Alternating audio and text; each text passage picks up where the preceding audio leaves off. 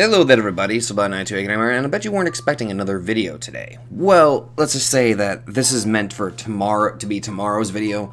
However, I've got some family things going on, so what I'm going to do is I'm just going to get this recorded and uploaded as soon as I can, so that way you guys won't be missing out on any videos for tomorrow. Well, technically I guess, but you are, but this is the video that's supposed to go up tomorrow, but I'm going to upload it today, get it out of the way. So I can basically keep my schedule to an extent. Anyway, in the last episode we learned more about Didier and Georges, and how they kind of saved Michel in a way. Also, Michel's interactions with Morgana were very interesting.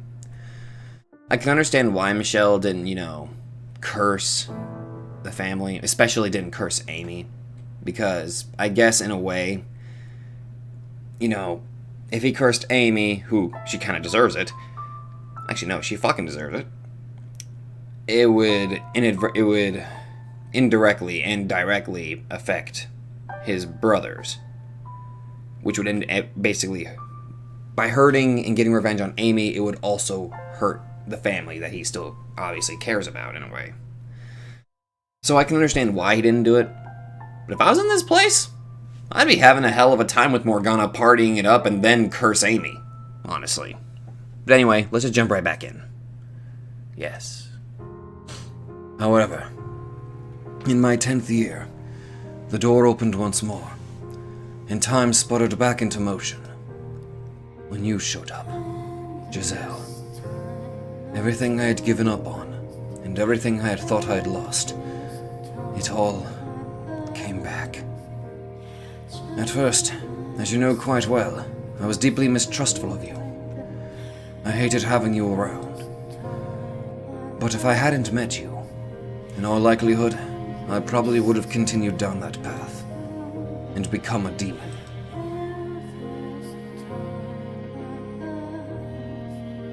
But you seem to me like a rather handsome man. I think I get what you're trying to say, but my mental image of a witch is definitely more a woman. So you're not a witch? To tell you the truth, I didn't know who might be here, which had me rather scared. But I think I can make this work. It's a pleasure to meet you, Master.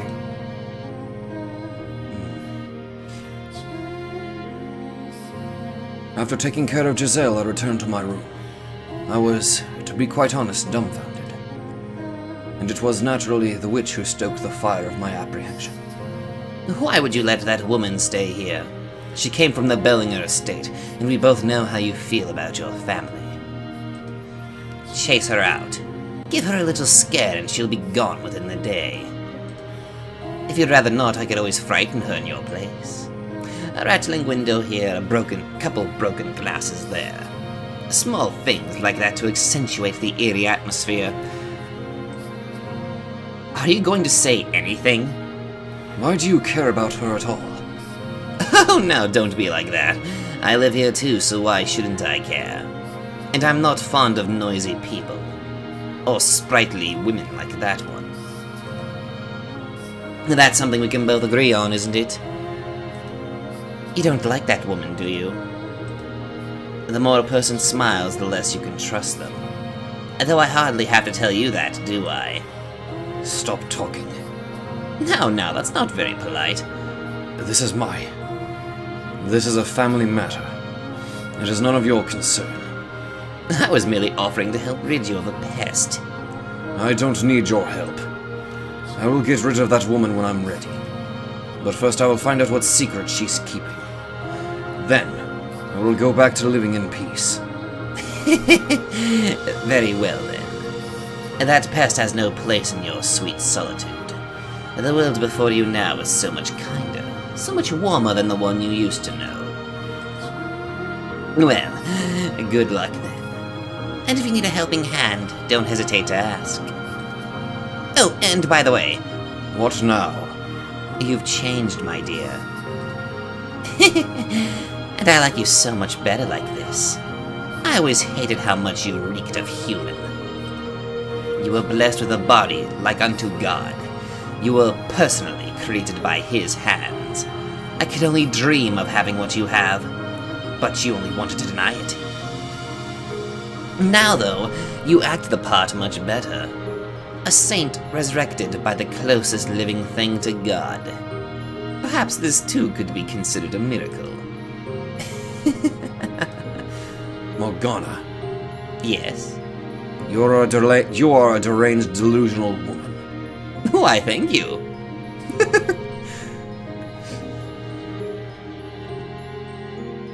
Giselle was a woman who smiled a great deal. Her jade eyes seemed to glimmer every time she made a new face, and the more she smiled, the more vibrantly she spoke, the more suspicious I became. I couldn't trust someone who smiled that much, especially not a woman, and the way she kept trying to get friendly with me didn't help that impression at all. I had a hard time believing she honestly wanted to get to know me. I couldn't help but think she was trying to fish for information. Anyone who tried to get close to me had to have some ulterior motive, like Amy, who had only done so to satisfy Mother. Perhaps my mistrust could have been considered paranoia, but even 10 years later, flashes of that nightmare would still come back to me from time to time. It would take more than a few attempts at being nice for me to trust this stranger. Side note, I think I'm really getting used to this Michelle voice. Eventually, I came to realization that she was hiding something, and I convinced myself it was out of guilt. So I wrote Mother in search of something I could use to tear her down, to get her out of here. I should have listened to Giselle rather than Mother or the witch. But I had conflated her with Amy in my mind, so I was unable to see where the truth really lay. I was only able to perceive her as malicious. So instead of her, I put my faith in Mother's words, despite Mother never once doing the same for me. That's only a result of the shit you put up with. My beloved daughter, Michelle, I deeply regret having to put you in this situation. I never wanted to let that woman get anywhere near you. She is a witch, a terrible, sinful witch, a dreadful, tainted woman. She lay with my husband, with your father. She's a lowly merchant girl who wormed her way into our family, so she could exploit your father for money. I'm really hating your mother, Michelle. I really fucking hate your mother. She committed a grievous sin, the sin of adultery. I tried to have her executed, but your father wouldn't allow it, so instead he had her banished to atone for her sins, unaware that you already lived there. And I could not tell him either, for that is mine and your brother's secret. I pray you can find it in your heart to forgive your mother for her failings. Forgive me for delivering a witch to you. I would not be surprised if she tried snooping around. She is a rather ruthless fiend who will do anything for money. Should word of your curse happen to spread, it would surely draw unwanted attention from the church. We have no allies except each other. Michelle, with this letter I have included a knife. The blade has been blessed with holy water, which should allow it to eradicate the corrupt, evil soul of the witch. I ask of you with all my heart to send that awful creature back to hell. Oh god. That was still a sad moment. It was storming that night, a erratic collapse of thunder ripping through the sky. Giselle let out a panicked scream, shoving me back, and the look in her eyes kicked into motion emotions I thought I'd lost. I knew that face. I knew that scream. Because that face had once been mine. I had screamed with that same utter despair at the world. Back to the way things were. Yes, finally. It's quiet again. I'm honestly surprised she stayed as long as she did. In a way, her tenacity is rather impressive. Not many would persist for so long in the face of such obvious disinterest. But you know, no one would try to get friendly with you without good reason. Information about you carries considerable weight outside these walls. But the look on her face then, was that really her just putting on an act because I revealed her scheming? If you think she was afraid of you, you're mistaken. That's how people behave when their sins are brought to light. She was screaming though, and she looked genuinely terrified when she knocked my hand away. You're not going to let a woman's screams cloud your judgment, are you? A woman can make a weapon out of anything. Kinda like you. Tears, a smile, fear. The day she arrived, you recognized her smile as fake, so surely you aren't going to fall for this. I'm not falling for anything. I feel like I know that frenzied panic. Something doesn't add up. Just nothing, my dear. In fact, what perplexes me is why you didn't simply kill her when you had the chance. Are you afraid of the sight of blood? The blood of your tormentors has no more worth than that of a wild boar. You should have sliced her throat without a second thought. Although, I suppose that would have made quite the mess. Now that makes more sense. You were not afraid of hurting her. You merely didn't want the burden having to clean up afterward. How very like you. Be quiet. Oh, come now. That woman's finally gone and it's back to just the two of us. And you don't want to talk? Silence. Please. As you wish. I will celebrate your accomplishment in silence, my dearest friend. I imagine she's out there, half buried in the cold earth by now.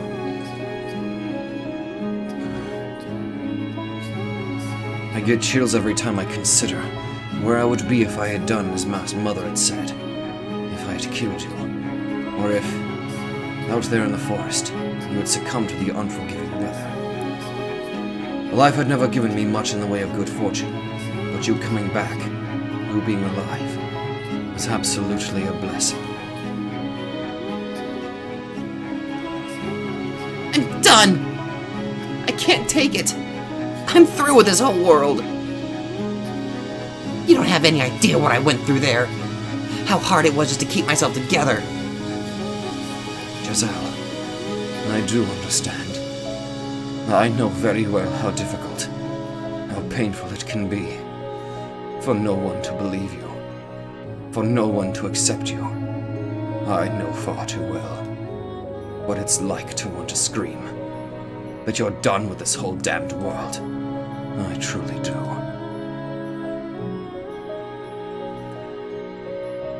That day, for the first time, we saw past the surface. We got to know each other as people. It was nothing more than a single small step. But for us, it was like we had moved a mountain. I still remember how the light felt, as it shone through the windows we opened together. It didn't burn. And while this might sound melodramatic, I feel safe in saying it was probably the gentlest light I had ever felt in my life.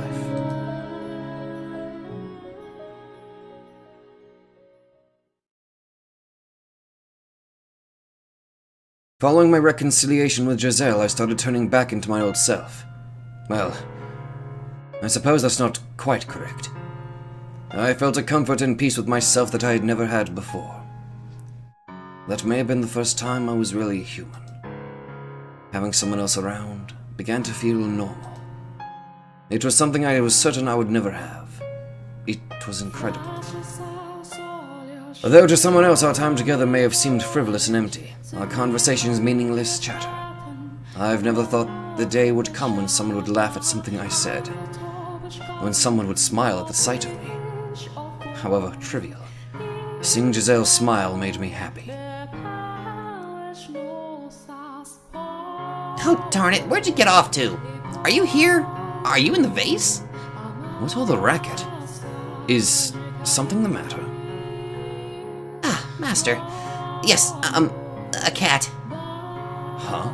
A cat? A naughty little cat's been sneaking into the cellar the past few days, so I'm trying to catch him. If you happen to come across him, don't let him get away. Right. And what will you do once you've caught him? Well, I don't want to punish him. That would be mean. If he insists on coming back, I think I'll take him in and teach him how to be a house cat. You mean to keep him?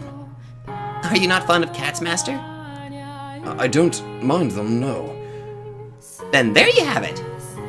I hope it doesn't take too long to warm up to us. Maybe it'll help if you give him a name. Oh, a name? That's a great idea. What should we call him then? You decide, Master. You want me to pick a name? This is your house, after all. So it's only right you would be the one to choose. I'm not sure I follow that reasoning. What does the cat look like? Well, he's wild, so he's dirty, I guess. And he's kind of got some spots here and there. Is he ugly? I'd say so, yeah. If it's Ugly Speckles, please. Alright then. Ugly Speckles MK2.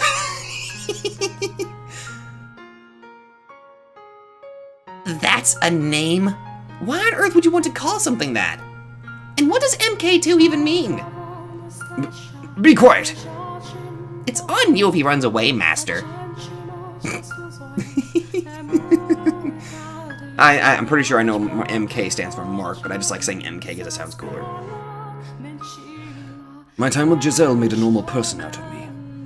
Made me able to tell stupid jokes, to get frustrated or surprised or even exasperated. I started showing actual emotion. Our silly, meaningless banter became something precious. My heart of stone began to soften. The world she created for me was what I had yearned for my whole life. Having lost half of it imprisoned and spent the other half playing an identity that conflicted with how I felt in my heart, it was the first time I genuinely felt like I was allowed to be myself. Yeesh, you're not a kid, so don't be so picky. It's not good for you. You make a mockery of the culinary arts. I've heard quite enough, Master. This sounds like I'm going to need to put to your taste buds through some intense rehabilitation. How about this, Master? Play a game against me. And of course, if you're open to it, it doesn't have to end there. We can continue getting to know each other for years to come. Giselle, though I did my best not to show it, I think that I treasured our time together, even more than you did. I'd latched onto it, desperately refusing to let go. I needed it, and I needed you.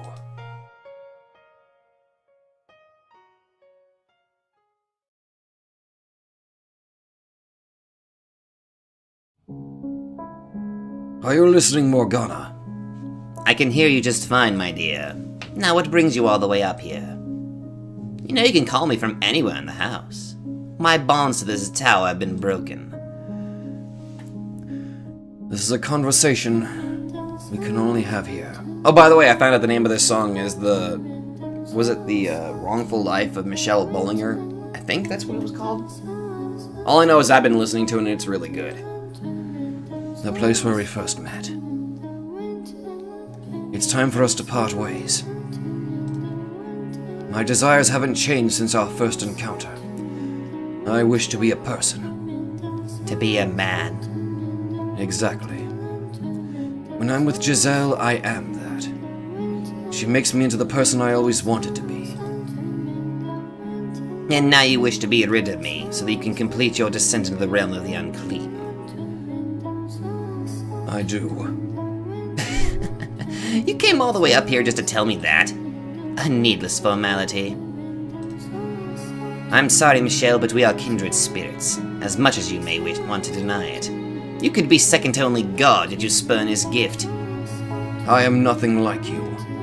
I am a human, nothing more. I shall not condemn you for your unyielding resolve, but rather pity you for being so utterly blind. Allow me to make a prediction before I depart, Michelle, cursed namesake of an archangel.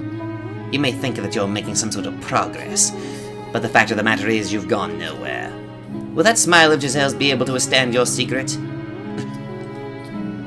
You know better than anyone that no one can accept what you are, not even her. You will never be with anyone.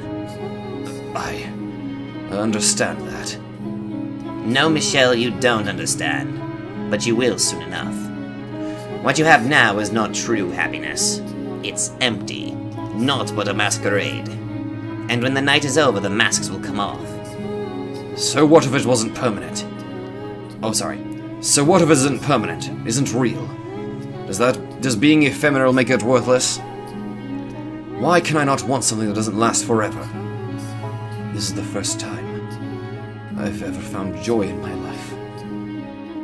Those moments of happiness only serve to worsen the loss. The sweeter the honey, the more your despair when the pot runs dry. Sooner or later, you will return to me begging for my help, and I have every intention of giving it to you. I will not hold this over you either, for when you come to me, it will be in the time of your utmost despair, and when your little paradise finally comes crumbling down, you will become what I am. So I will take my leave from your side in anticipation of that day. Until we meet again, my dear,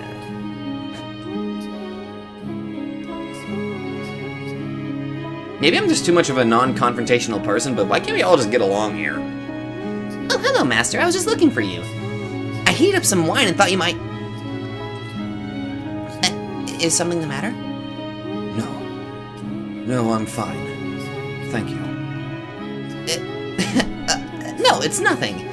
All I did was warm it over the fire. Are you sure nothing's the matter?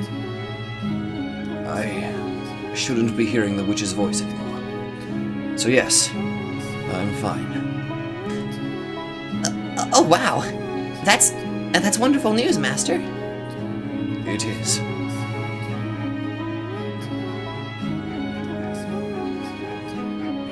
Giselle seemed quite relieved when I informed her the witch would no longer be bothering me. I knew she didn't believe in the witch, but that wasn't what mattered. What did matter was that despite likely questioning my sanity when I had first told her about it, she hadn't tried to pull away. She treated me the same as before. She never stopped smiling. And that meant so much more than whether or not she believed in the witch. With Morgana's voice no longer constantly in my ears, my life started to feel like some approximation of normal. In fact, I would say I was probably happier than most. Nevertheless, I intended to keep a certain degree of distance between us. For what the witch had said rang truer than I wanted to admit. You will never be with anyone. Having been born into this body, that was my reality, and there was nothing I could do to change it. I had come to accept that. Or so I'd thought. I wasn't going to covet what I couldn't have, but I had gotten a taste of that sweet happiness. I started to develop a great affection for that smile, and as much as I tried to tell myself I was just getting caught up in the moment, that the feelings would pass in time, I found myself unable to restrain the swelling of emotions within me. That sweetest little picture. That day by the fireplace, I thought that all I wanted from you was friendship, to have you in my life, always nearby. I thought that if we were simply friends, I would still be able to see that smile, even if you were to learn what I was. That if we were merely friends, you would be able to accept that. So I would keep these things I felt inside, at all costs.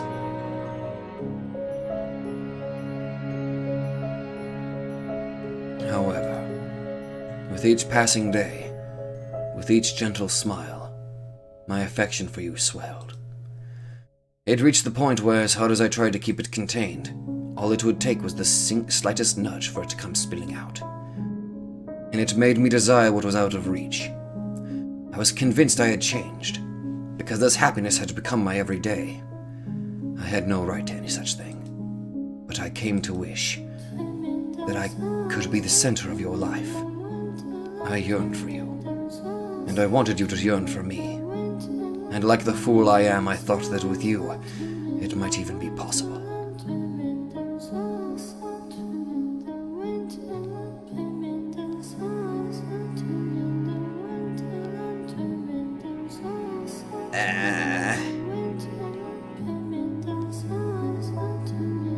Honestly, it's no trouble, I mean it. He just took me by surprise, that's all. I am pleased. It doesn't matter how it turns out. You drew it for me, Master. Whether it's good or bad is irrelevant. I would be happy with anything drawn for me by the man I love.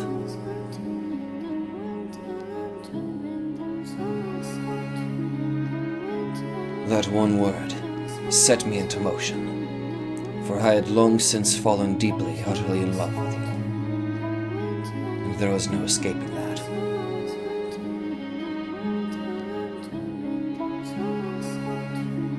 Listen very carefully.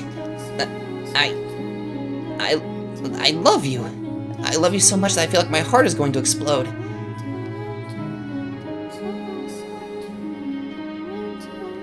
Nevertheless, there was also no escaping my past. What I was. Knowing I could never truly be with you, that I could do nothing about this body, I pushed you away. But seeing all the color drained from your face, I knew I had to take that step. I thought that maybe you could change my world, if you really did love me as much as you said. Together, we could change everything. We could walk a new path side by side. And so, I decided to trust my heart.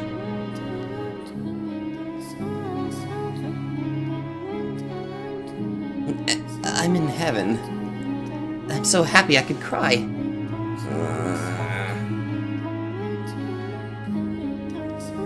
I too was elated.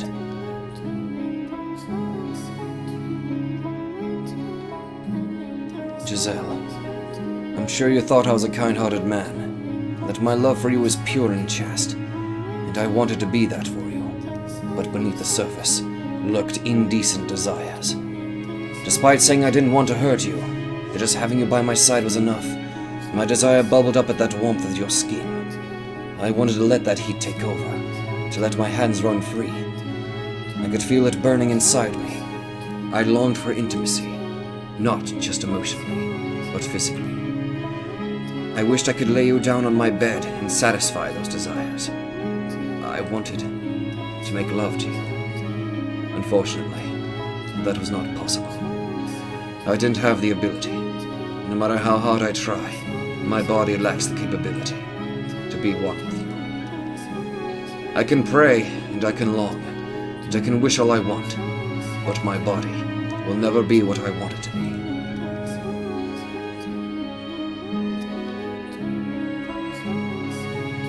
I am gray. Though I've always known my true color, I have no way of becoming it. My heart has always known what I am, but the world refuses to accept it. Every time I claim I'm normal, 5 say I'm an abomination. Would it really have been too much to ask for me to be born normal? To let me be who I truly am? Is that really so much to ask?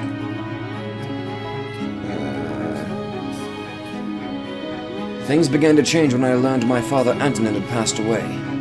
Georges would, I assumed, be busy preparing to take his place. And if what he had said was true, then I would be welcomed back to the estate. I would no longer be a demon child, but a member of the Bollinger family once more. Deep down, though, I couldn't completely believe it would actually happen. After 11 years in exile, I had no idea how they felt about me anymore. Would they even remember a promise they had made so long ago? Fear that they wouldn't threaten to consume me. But Giselle, as she often seemed to do, put my mind at ease. No matter where I go, you'll be there with me, Michelle. It's true, I am nervous not knowing what the future holds, but not in a scared something bad might happen kind of way. It's more of a jittery, excited anxiousness. I'm confident the two of us can overcome anything, no matter what obstacles may come our way. Together we can create an even more wonderful future. Could I believe her? Could I have faith in her wonderful future? That she would always be there with me. That we would return to the estate and finally move on with our lives. That together we could create a future. No, that wasn't a question. I wanted to have faith. I wanted to believe as much as she did. I wanted to believe that even if I was gray, I could have a normal life together with her. She had rescued me from the deep depths of hell, and now I wanted to make her happy.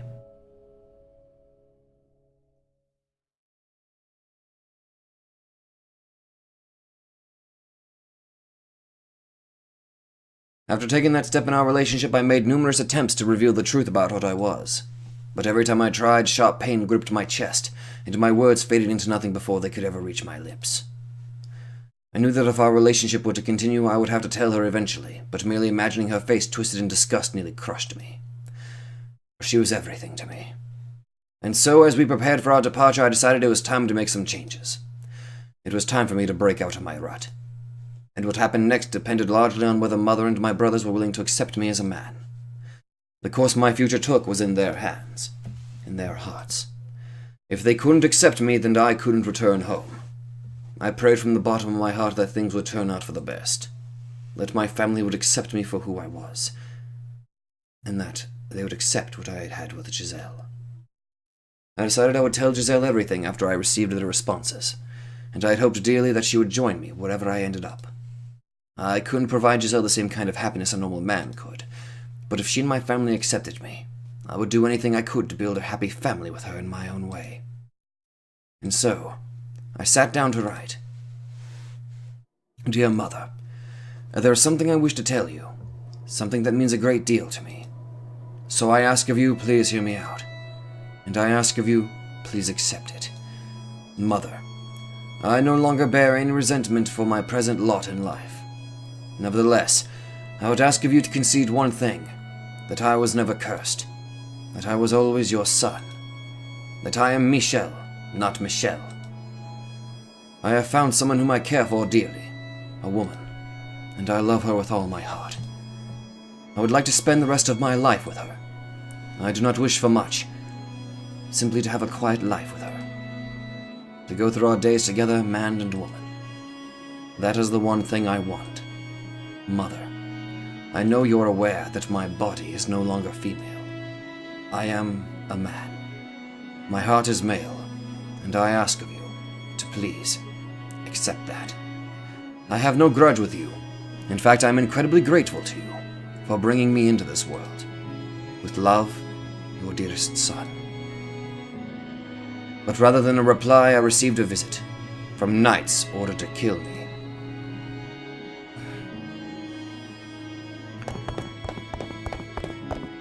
Oh God, this stuff again. What is your Your curse, it isn't just the color of your hair and eyes, is it? There's more to it, isn't there? There's something else, isn't there? Can you hear me, Morgana? Morgana! Please say something! Morgana! Your predictions, they were right. I was a fool, and you can laugh at me all you want. So please say something.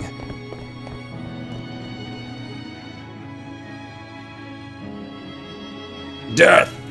Death to the unholy one! Death to the heretic! Death to the witch! Why won't you answer me, Morgana? Why can I not feel you there beside me? You said you would help me when I came for it. Well, here I am, begging for your help. Please, come back to me just this once. I know you're there somewhere. Please, before they break down the door. Michelle, I'm all right. It's okay, Michelle. I'm not scared. You're here with me after all. I'm fine. It's all fine. So please hold me until it's all over. Please stay with me. Michelle, my dear, why would you ever believe that fairy tale nonsense? Why would you ever think a wonderful future awaited you? Morgana. Here you are now, wretched, pitiful. For that you have my sympathy. I will help you in your time of need.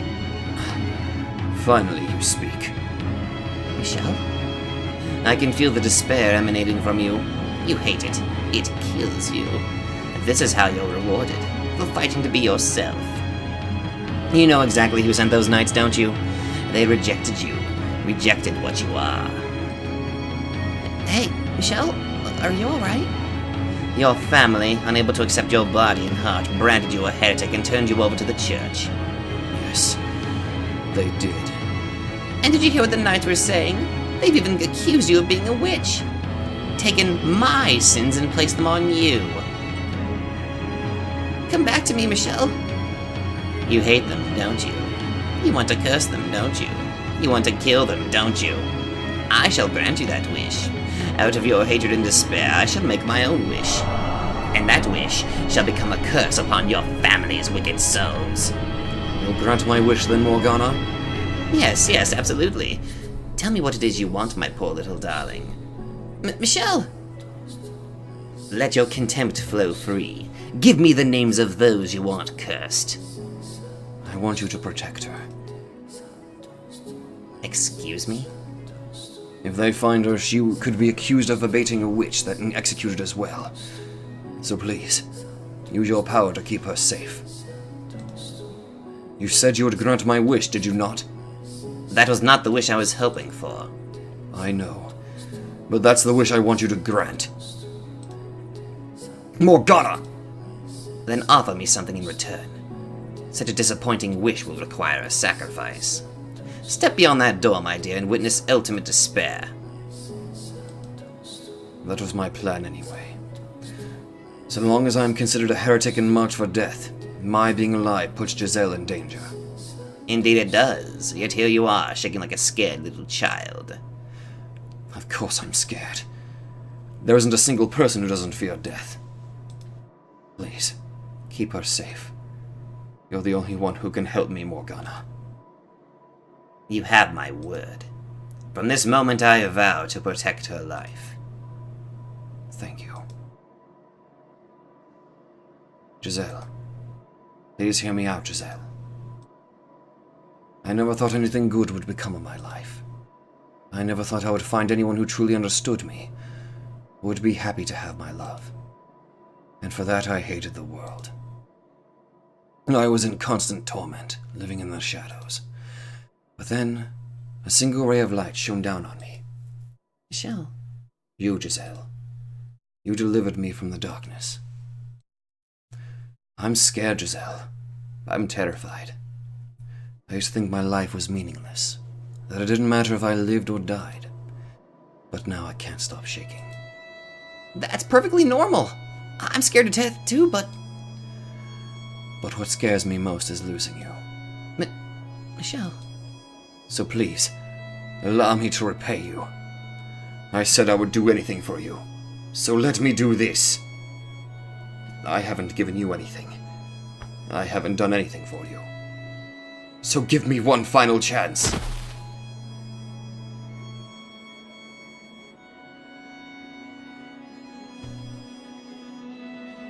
This moment again. What are you doing? Get back in here, Michelle. Why, the door? I can't open it. Stop it. Stop it. Stop it. I guess you really can perform miracles, Morgana. I don't want to lose you either. I know that by doing this I will bring you pain, Giselle. But I can't make you happy, no matter how hard I try. And I realize that now. I can't even... I can't. Giselle, the witch told me. What? That she would ensure your safety. Michelle, she isn't real. There is no witch talking to you. It's all in your head. A figment of your imagination created to alleviate your loneliness. Rest assured she does not lie. Michelle! I pray that someday she will be able to get past this, to move on with her life. She needs to know that's what I want. I have to find the right words. I'm pathetic. My voice is so shaky. Please listen. You are a wonderful woman, Giselle. Spirited, true to yourself, deeply sympathetic. You are not to blame for how difficult your life has been. Most of the fault lies with me, and a bit of bad fortune. But that's all behind you now. Once this is over, you can start anew. What are you talking about? So, survive. Live a good, fulfilling life. Move past this, live your life, and always love your family. I know you can do it. That is my wish for you. No, I don't want that. I want to be with you. No one else but you. I don't want to let you die. There it is. Death to the heretic. Death to the heretic. Death to the heretic! Maybe I shouldn't do this so early in the morning. My throat is killing me. Get back in here, Michelle. Open the door. If my choice is to live without you, I'd rather... Your scars will heal. You'll find a nice man and have a wonderful family. Why? Okay. Because you have a good family. You have a mother and a sister who love you. If you were to be executed here with me, you would be marked a heretic as well, and your family would be condemned. I don't want anyone else to suffer that kind of disgrace. But I can't tell you any of that, because I don't want you looking into why I'm a heretic. So this is where we part ways, Giselle. Thank you, Giselle, for bringing light to my world. Don't say that! The year we shared together, and the months since our relationship blossomed, been the brightest days of my life. But if there is a next life, I hope you don't mind if I pray that we're able to meet again. In this time. That we can find each other once more in another world. In a body that better suits me. Michelle! Michelle. I thought I was prepared. That I was doing something good. Something I could be proud of. That I would give my life for her with head held high. But it wasn't long before I realized what the witch had meant. What she had warned me about. When she had said ultimate despair waited beyond this door. It is our holy duty as knights of the church to deliver punishment unto the heathen who made a pact with the devil. You are sentenced to death, your body to be hanged upon a cross for 3 days and 3 nights, wherein your unholy flesh shall be purified by the fires of heaven. Why? What are you doing here? I stared up at the night, eyes wide, for the voice from within the helm. Oh my God! Didier belonged to my elder brother. You shall now be executed. Do you have any final words? I knew well enough that Mother was not in her right mind. And while her refusal to accept me had hurt, at the same time I had somewhat expected it. It had made sense to me. In her madness, Mother had declared me a heretic and reported me to the church. But this... But Didier... God, that is... Wow. Oh my God. That is fucked up. Men wield swords and fight against dangerous enemies. Now I feel ashamed that I gave you the Oishi voice. Oh God. And they do so to protect the weak, women and children. I'm here to protect you and your mother. What are you doing here? Why are you pointing your sword at me? Are you smiling behind that cold steel helm, frowning, or staring expressionlessly? Well, your transformation was too much for Mother and Father to accept. With enough time, everything will go back to the way it was before, just like it did for myself and Georges. None of this is your fault. It was all unfortunate timing.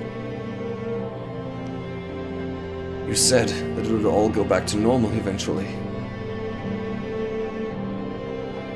Can I trust that even if the world says I'm cursed, that you'll always be on my side? That you'll always be my brothers? Can I put my trust in you once more?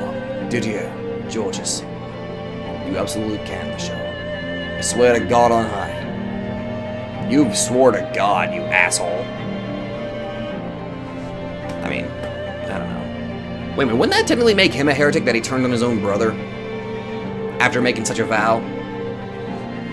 Did your vow have any meaning at all? I spent years here in this dark house, waiting, believing you would come through for me. So why? Why are you standing there?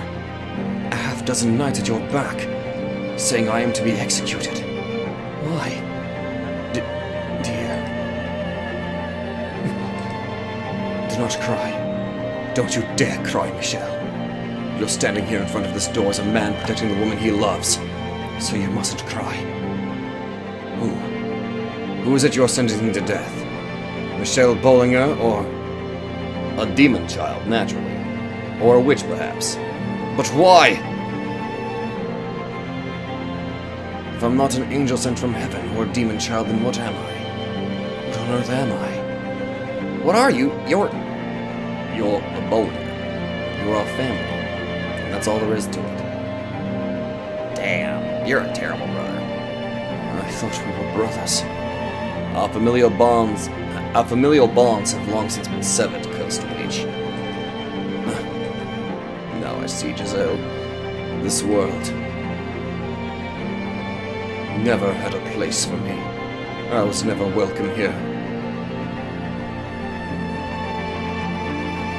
Kill him! Fuck you.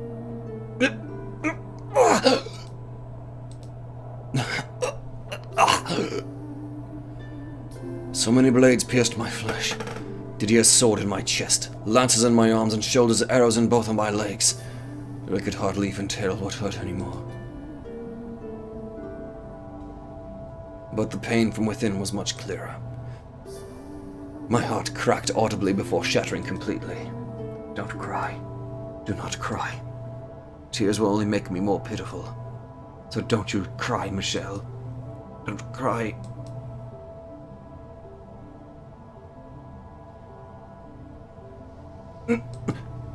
I believed in you.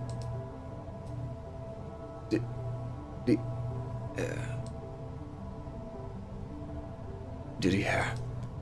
When I was younger, I idolized you. Those broad shoulders, muscular arms, gentle eyes. Everything you said. Your simple but pure desire to become a knight. I thought if I could be like you, then I could be proud of who I was. Though that may have faded somewhat after being locked away for so long, my adoration for you never went away. I thought you of everyone would accept me for who I am. And I thought you would celebrate my relationship with Giselle. That you would put those big hands on my shoulders and a smile on your face and say, I'm happy for you. That you would welcome her into the family. That we could go on outings together on cloudy days. And maybe she could make something for us. She's a pretty good cook after all. Georges would rifle through the basket before lunch, and Didier would scold him. I would be there watching, a proud smile on my face. As unlikely, as out of reach as I knew it was, I still dreamed of a life like that. I had the faintest hope that when we saw each other again, that dream might come true. Didier, I put my faith in you.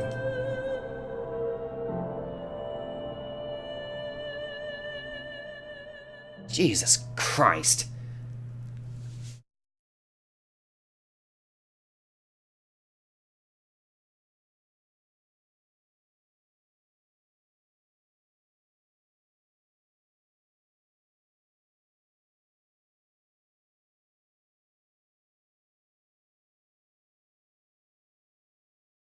And so my life came to an end.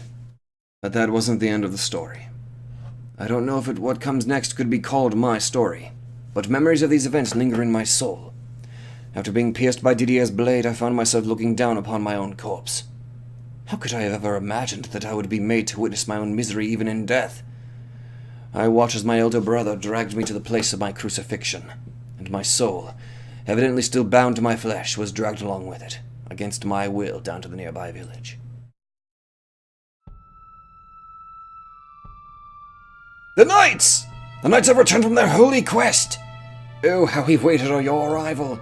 How glorious it is to see you! Waiting for us there was a cluster of villagers. A large cross lay on the ground in the center of the square. Holding torches, they formed a crowd around the knights, several of them familiar faces. The men who had come to ransack the mansion were standing there, staring at my body in awe. Ah, the Lord's judgment has been delivered unto the witch of the cursed mansion by his holy servants. No longer shall we live in fear of the curse befalling us. Eternal peace is assured. We have assembled all the tools you need to execute your divine mission, a cross befitting of such a heinous sinner. That witch threatened to curse us, sullied our pure ears with its blasphemy. I had done no such thing. I hadn't cursed anyone. I had merely been defending myself. They had been armed and outnumbered me, so I had said what was necessary to chase them off. Our poor harvest and our suffering at the hands of the greedy Lord were all the works of the witch. Why then were they acting like I was at fault? Why was I the sinner? And why did I need to be judged? Because people back then and people still today are disgusting creatures. My soul trembled at the overwhelming fervor consuming the crowd, their zealous desire to see judgment cast. So I prayed. I asked God to grant me the smallest of miracles, to let my voice reach my brother who carried my body. Please don't do this, Didier. Please, hear my voice. You know me better than that. You know I've done nothing wrong. Those men smoking at the sight of my body, they're the ones putting the blame for their sins on me. Please tell me you at least don't think I did those things. Don't put me on that cross. If it was Mother who sold me out to the church, then surely you can give me a respectable burial. The nails and rope for the crucifixion are here.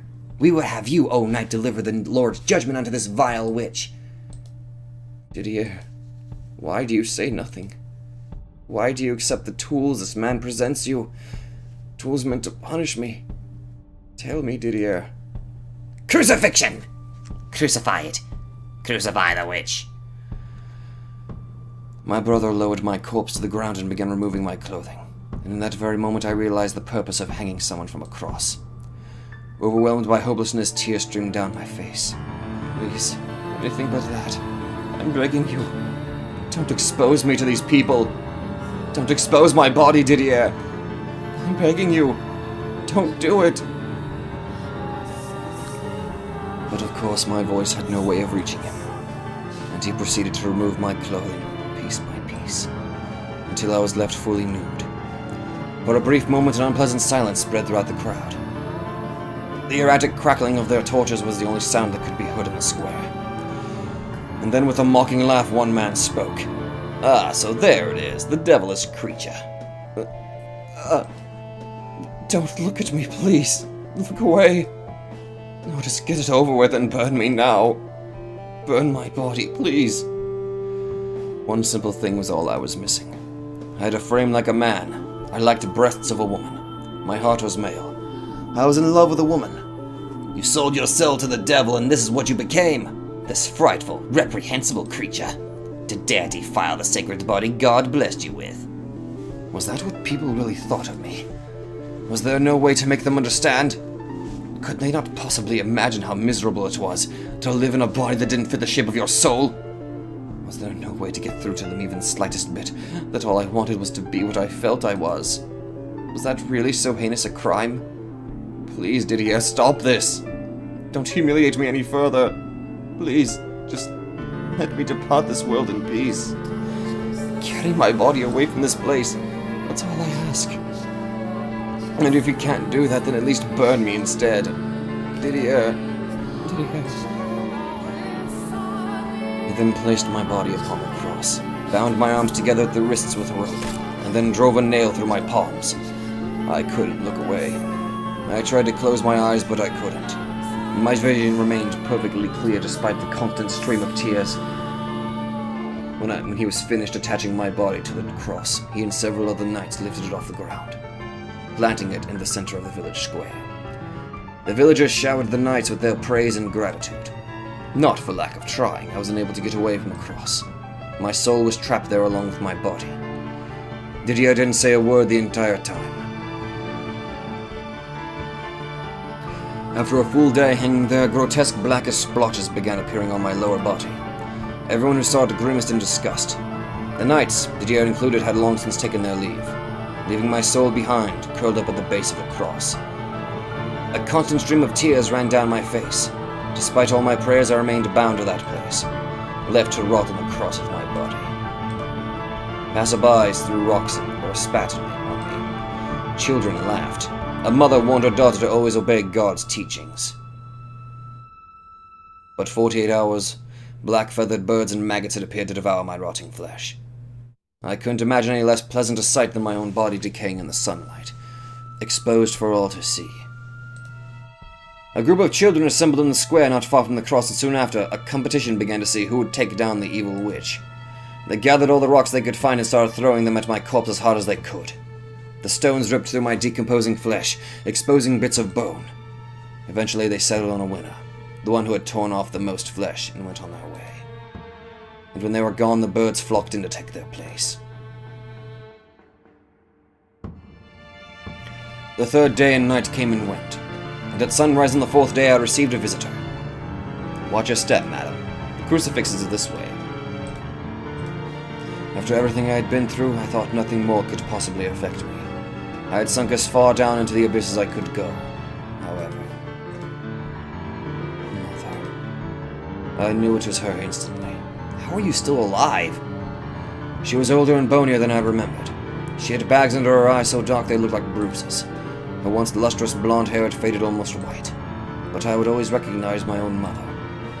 "What are you doing here, Mother?" No, wait, this is just a spirit, obviously. Father. In the 13 years since I had last heard Mother's voice, it had grown raspy and weak. But there were still distinct traces in it of the woman who had raised me, who had stayed by at my bedside when I was sick. Though I lacked a physical body, I still felt a deep, piercing chill at the sound of her voice. Father, this is not my daughter. I'd not birthed this accursed thing.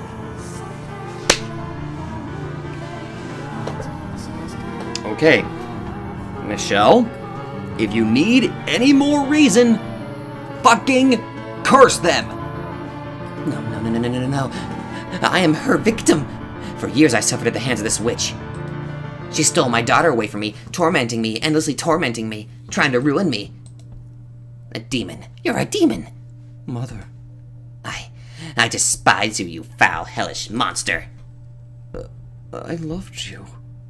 You took everything from me. I could never bring myself to hate my birth mother. I feel nothing but revulsion for you. I loved you. An eternity in the fires of hell would be too good for you.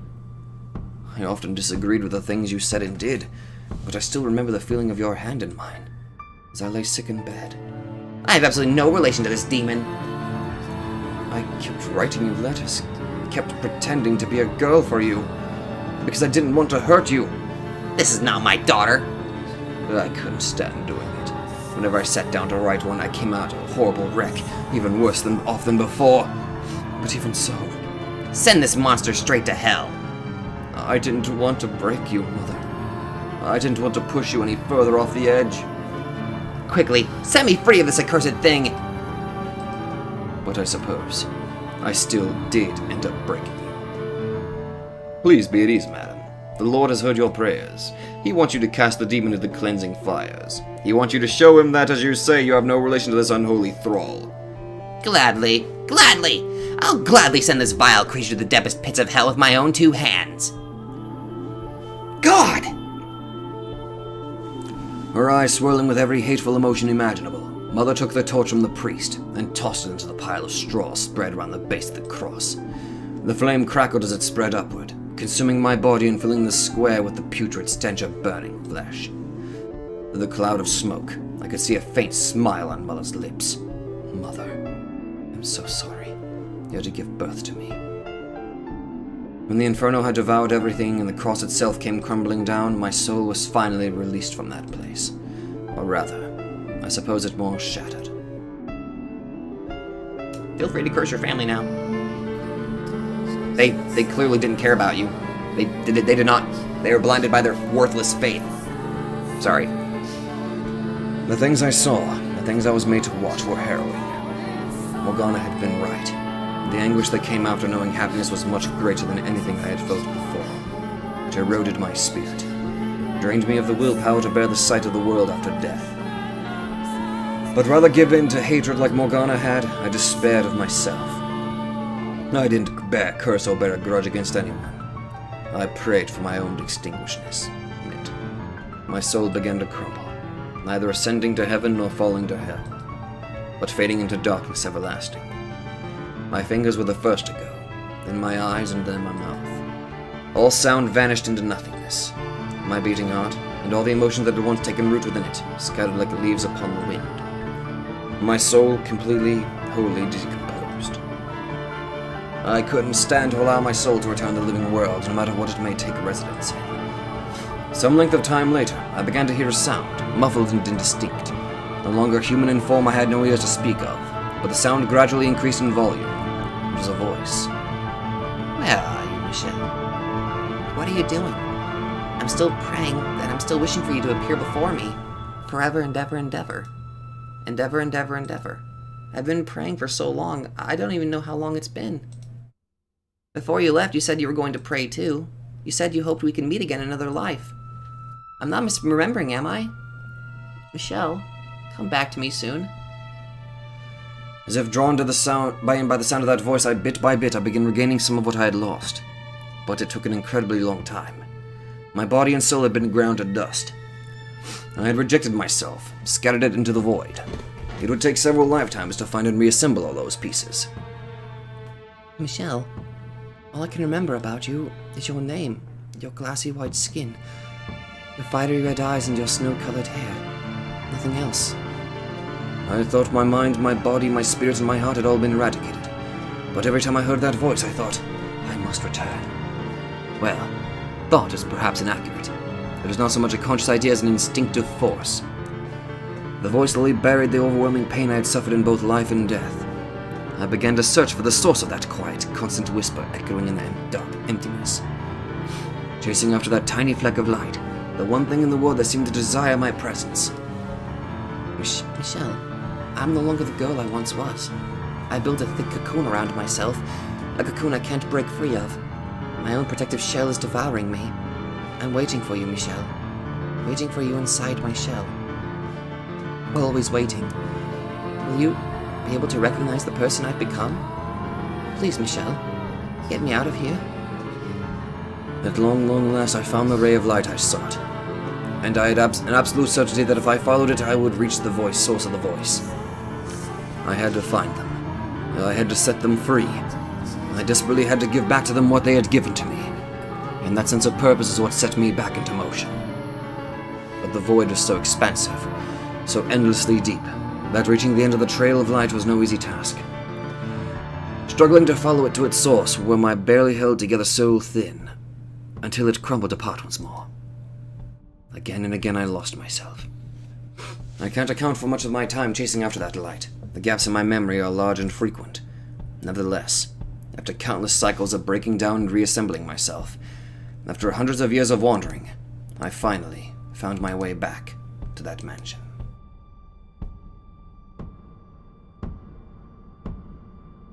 And when the two of us had long-awaited reunion, neither of us were our old selves any longer. In my endeavor to return, I had worn my soul down to almost nothing. I was but a vague shadow completely devoid of memories. And that was the beginning.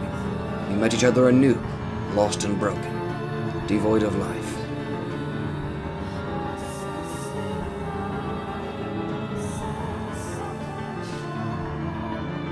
The darkness here reminds me of my time in the void, of the despair that filled my shattered soul that sunk into the endless abyss, of the emptiness I felt as my body crumbled and faded into nothing. Michelle, a poor soul who was named for an angel and born with a curse, made to bear an unfairly cruel fate. I'm the only one who sympathizes with you, the only one who understands your pain, the only one willing to help you. I'm sure you're not feeling particularly fond of me right now. Not after I made you relive the past you so wanted to forget. Every moment of that despair, not after I revealed your every last secret to the woman you love. But you must face the truth, my dear. You put your life, your very soul on the line for this woman, and even she would not accept you. But as I have said before, that's the normal response. She's no worse than anyone else for it. You simply aren't something people can accept. Really? I'm pretty sure I know a few people that can accept you. You believed that even if your family wouldn't, that even if your dear brothers wouldn't, Giselle would be able to accept you for you. That she alone was different, that she alone was special, that she alone wanted you in her life, that she alone would extend her hand for you. You never doubted that, did you? But Michelle, hope exists to be crushed. And the stronger you cling to that hope, the more you have to lose. You can hear that, can't you? Her mocking you, scorning you, rejecting everything that defines you. The revulsion in her voice. This is the woman you fought so hard to get back. Listen to it, my dear. Focus on her voice. Disgusting, disgusting, disgusting, disgusting, disgusting. Oh my fucking god.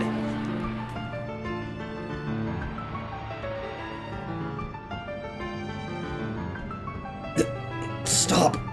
Please! I don't want to hear it anymore. Make it stop. Can you blame her, though? For hundreds of years she waited, trusting you, and you came back to her a woman more than once. If you think about it, you betrayed her first. No, stop, don't. I didn't. Tell me, what was it like? How did it feel to be born and live as a woman? You spent your life insisting you weren't a woman, and yet your soul chose a female body to return in. All those gaps in your memories were from your lives as the white-haired girl. First, there was the kind, mild-mannered, flaxen-haired boy. You, a woman, and he, a man, were joined in love. And then there was the deranged man-beast. By exposing your female body to him, you were able to temporarily contain his madness. And finally, there was the man obsessed with money and power. You were his wife, ever faithful, waiting patiently for him to remember his love. You put your faith in the wrong person's love. How can you expect her not to be disgusted? She was forced to watch again and again as the man she loved was reborn as a woman and had relations with other men. Would you like to know what you're doing right this moment, Michelle? You're crying. Crying as you have done so many times before. Those tears, they wash away your dignity. Would you also like to know how you look right now, Michelle? You reverted to your final moments, both in body and in heart. Take a look at yourself, my dear. Your body, incomplete, only partially male, the wound still fresh and raw, pierced by your brother, whom you trusted completely, and the knights whose ranks you dreamed of joining. Even now your blood still flows from those wounds. They will never heal, not so long as you remain yourself. Oh shit. It's not pleasant, is it? It hurts quite a bit, doesn't it? I did not inflict those wounds on you, though. They are your own, and no one can erase them. You've lost everything, Michelle. Tell me, what do you have left? You were robbed of your pride, your dignity, your life, your identity, your very existence. And the love you thought you still had? Well, she's gone and left you behind, too. And you refuse to curse anyone? Why do you not take what you deserve from those who stole everything from you? You have every right to vengeance, and I'm offering you the means to have it. Curse them, my dear. I cannot curse anyone. You disappoint me, Michelle. But if that's what you want, if you won't join me in my hatred, then so be it. I will accept we are not as similar as I once thought. And as much as it pains me to do so, I will release you. I will even wish for your reconstruction into the body you desire. You shall descend into the mortal realm as a human man, never to set foot in this cursed mansion again. Imagine it. After waiting for so long, you will finally be able to obtain the body you so desperately seek. To have a wife and create a happy family of your own. Wouldn't that be just lovely? I'll make that wish for you, my dear. You can have that life. All you have to do is walk out the door. It's that easy. Just let go. Let it all go, Michelle.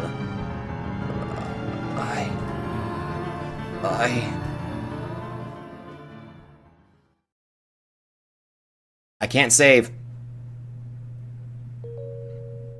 Oh. Don't listen to her. Don't trust anything she says. Don't trust anything she shows you, Michelle. You told me you believed in my love. That if it could survive for hundreds of years, it must be real. So don't start doubting it now. Oh my god, I knew it. I fucking knew it! Open your eyes, Michelle, and look at me. Listen to me, please. Listen to the sound of my voice. That I keep changing.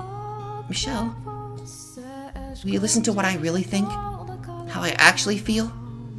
I would never, ever push you away. I believed that. Do you remember what I said, Michelle? When you broke through the cocoon I had built around myself? I said that I would never come to hate you. I still stand by that. My feelings haven't changed in the slightest. It doesn't matter what kind of past you had, or what kind of secrets you kept. I still love you. You accepted me, Michelle. I spent hundreds of years trapped in this place, watching as tragedy after tragedy befell its residents, slowly losing my grip on myself until I'd become twisted as so far as I could tell them like stories with a cold smile on my face. And despite what I had become, you still took my hand. You still said you loved me. No matter what horrors you've experienced, I will always and forever take your hand. Oh my god. Michelle! Giselle. Please have faith in me, Michelle. Don't believe what some illusion says. Believe me.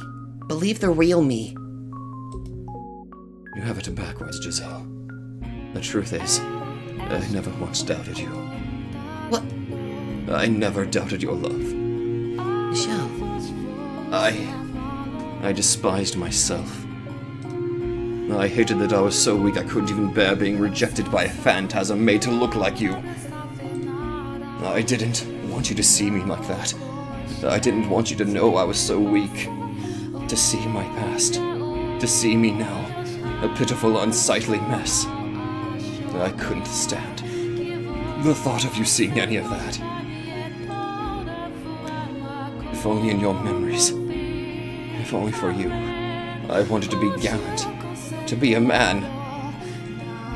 I wanted to be the man who never cried. Who never showed weakness. And who died trying to protect you.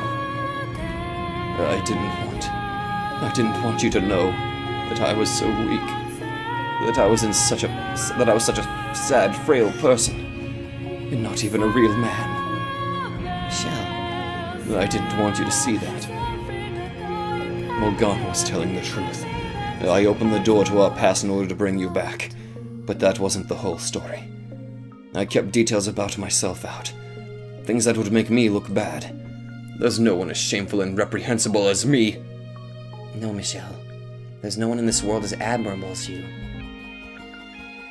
You remained true to yourself to the end, no matter how bad things got. Day after day you fought all alone, despite being put through hell. Yet you chose not to curse those responsible. Yeah, he did. He didn't give in to hatred. Only once did you ever consider cursing someone, your father. I remember that day very well. I was too stupid to realize it at the time, but you did that for me. The one time you ever wanted to curse someone was for me. Give yourself a little more credit. You did perhaps come off as a bit unscrutable, but deep down you're truer to yourself than anyone. Your motivation's simple and pure. Your heart full of kindness. Knowing that you're a wonderful, admirable man, Michelle. Be proud of who you are. That doesn't change how much suffering I put you through, Giselle. I was the white-haired girl. The girl in the portrait was me. It was all me. I came back more than once, showing up a woman, then disappearing again, hurting you, completely unaware, pushing you away, leaving nothing but tragedy in my wake. I'll never forgive myself for what I did to you. Have faith in yourself, Michelle. Follow your heart. I know it is a secret you didn't want revealed, but for me, I couldn't be happier to know the truth, because it shows just how incredibly much you loved me. And not only in life, the hundreds of years I spent trapped in this mansion, you spent searching for me. In that vast, empty, hopeless void, you heard my voice. Your love guided you to me. When you had lost everything, your love for me still lived on. Even as it tore you apart, you kept fighting to make it back to me. A few blanks in your memory don't account for how someone so fiercely determined could suddenly become a completely different person. But, Giselle, how am I supposed to believe that? How am I supposed to believe that wasn't me? When everything about us is exactly the same. You are not the white-haired girl, Michelle. Have faith in your own heart and the things you stand for. Have faith in your true self. In the person you are. The shape of your soul. You were never the white-haired girl, and you never will be. Remember when you first arrived at the mansion, Michelle? I took your hand and together we watched dozens of different lives play out. Were your memories anywhere among them? It wasn't behind those doors that you found yourself, but in the remnants of the months we shared here. Was the white-haired girl anywhere in your memories? You are Michelle, no one else. But that doesn't change what my body... I know you, Michelle. I know who you are deep down. I love you from the bottom of my heart. Oh, God! And I want you to understand that. To know how I feel. Though we only shared our love for a month in life, it was enough for me to wait hundreds of years for your return. And you fought with everything you had to make it back to me. To get me out of here. You are the greatest man I have ever known.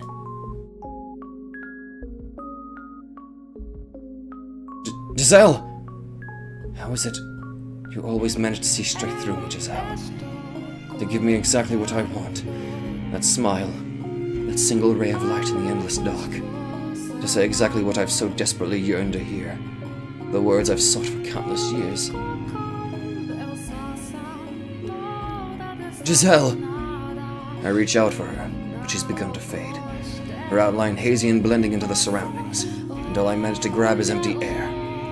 I want more than anything to feel her warmth right now.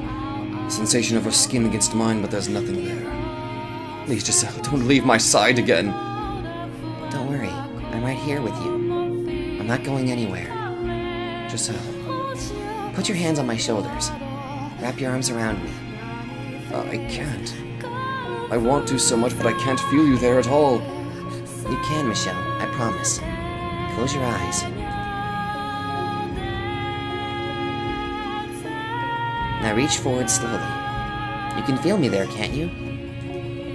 That's my finger, and that's my hair. Those are my eyes, and here are my lips.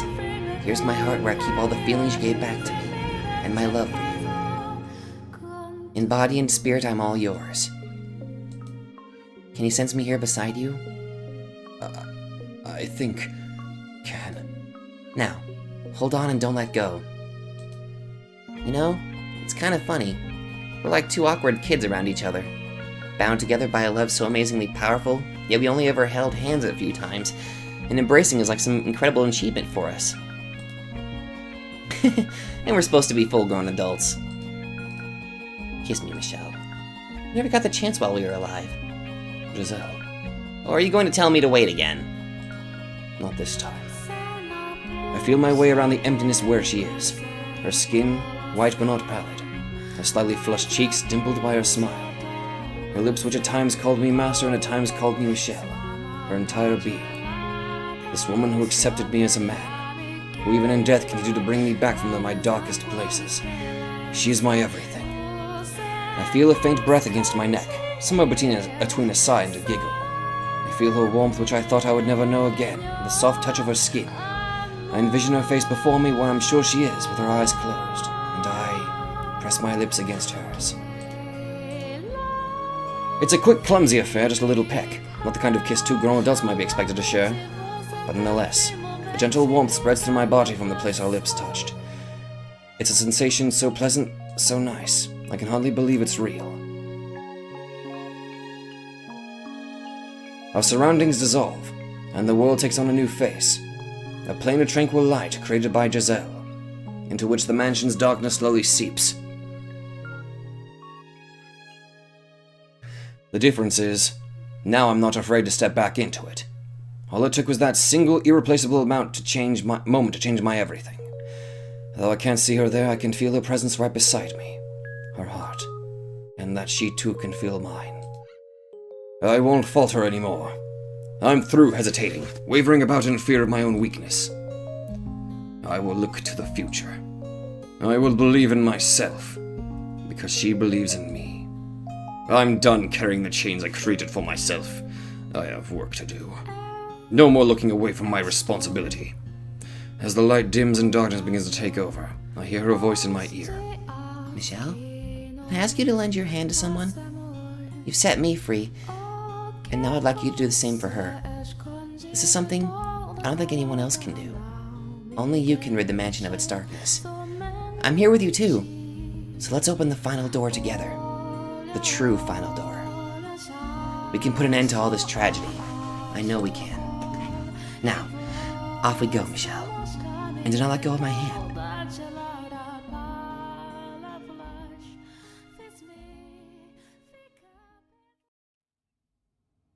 Giselle. Reality fades back into view, and that's actually where I have no choice but to end it. Sorry, guys. We are... confrontation, alright. I'm not sure if the next episode is going to be the last, but pretty fucking close. Oh my sweet mother mercy, this is going to be good. Oh my god, I should have saved. I should have saved on a different file. I didn't realize I was next. Oh, damn it! I fucked up. Oh well. Okay. I know this is a little strange having another video uploaded today, but let's just say, like I said, family things are going on. Okay. That was amazing. But now we finally now let's go save Morgana, I guess. Good.